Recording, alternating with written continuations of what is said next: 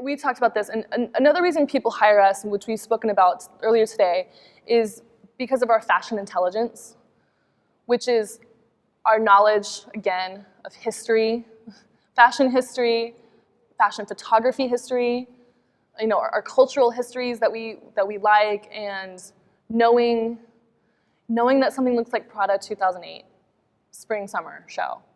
Like sometimes they need those warnings because they just don't know. So I'll just be like, do you mean for it to look like this? And sometimes they do, and it's totally fine. It's like, oh, okay, great, then great. It looks, you totally achieved it, what you're going for. And it's like, next, So, but just having that background and that intelligence that's why they hire us. And I've seen a couple of stylists get consultancies and quickly get fired because they weren't keeping up with all that, and they didn't know their history. It's so important. And fashion history is pretty easy. It's like, take a course. You can take an online fashion history course. They're like a couple $100, and you're done. Like, as long as you know Victorian to now, and it's really not that much.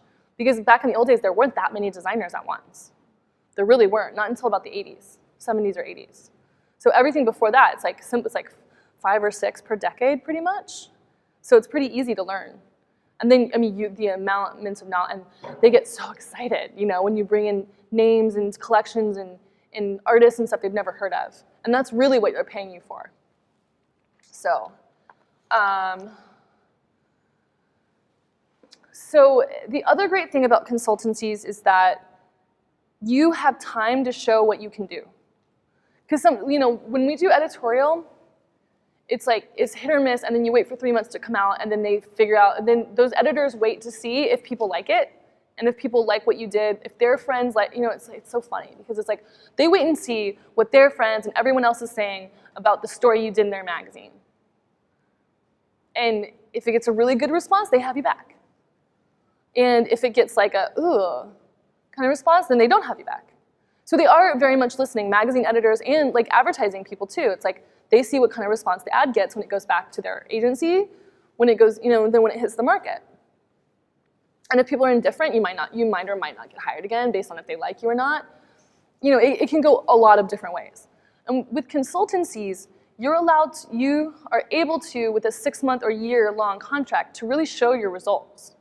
Because if you can work with them and get product out in that 6 months, or even, I've been able to do it like in 3 months, we'll get something out. And then suddenly sales are up. And then I can prove, or if they're down. And you're like, oh crap, what do we do? And you can really go back and study it. And then if you still have 3 months left, you can fix it, figure out what the story was missing, and make some changes to work on sales. So it's really so valuable to be in those conversations with someone for 6 months to a year. Because you can really prove your value. You can prove the results that you can create.